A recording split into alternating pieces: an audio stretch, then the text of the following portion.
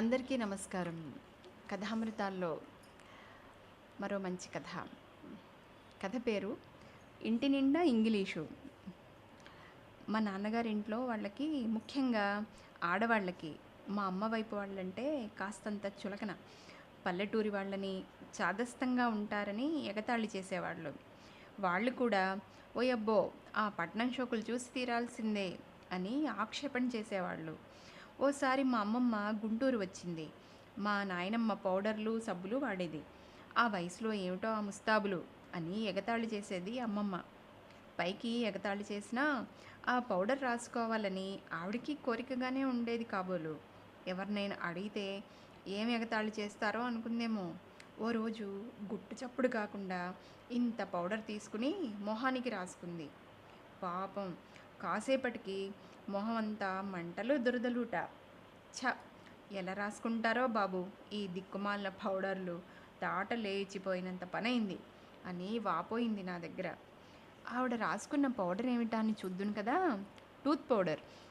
జాలి నవ్వు ఒకేసారి కలిగాయి అమ్మమ్మ మీద నాకు.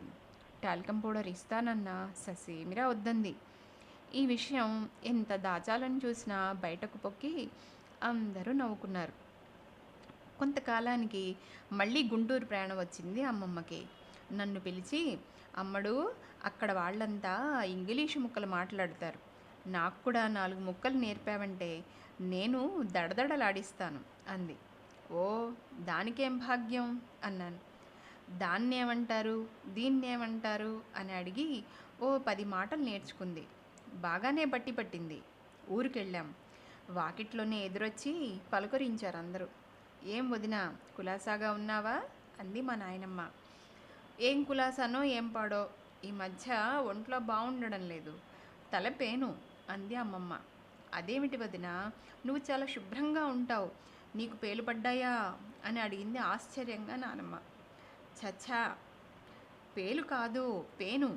ఇంగ్లీష్లో పేను అంటే నొప్పి అంది అమ్మమ్మ గర్వంగా.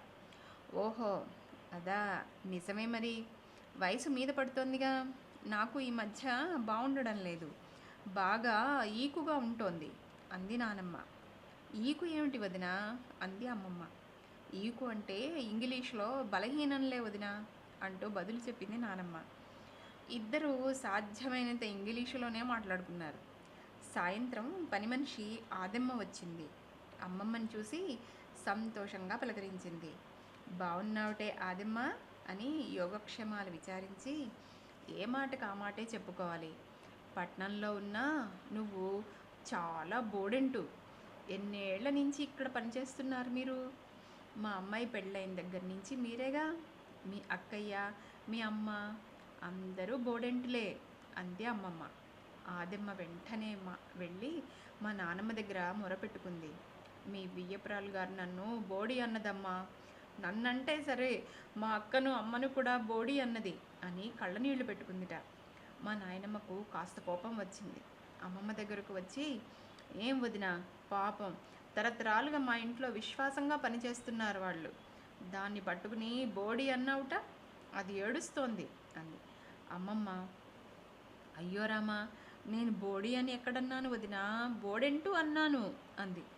సరే పోనీ, ఆ బోడెంటూ అనైనా ఎందుకన్నావు?